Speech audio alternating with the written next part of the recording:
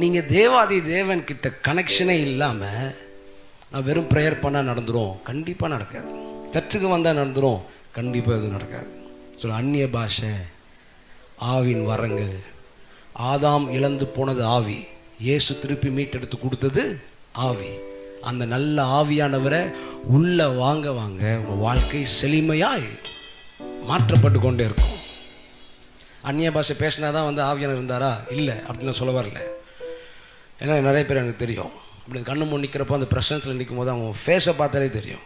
ஆனால் மைண்டில் பல தெய்வங்கள் அந்த பிரச்சனைக்கு தெரியுமா, என்னத்த நீ ஆராதிக்கிற, என்னத்த நீ கை தட்டிடுற, என்னத்த நீ பாட்டு பாடிறன்னு உள்ளே தத்து நிற்கிறான் பார்த்தீங்களா? அவனை பார்த்து சொல்லுவான், ஏய் நீ என் தேவன் கிடையாதுடா.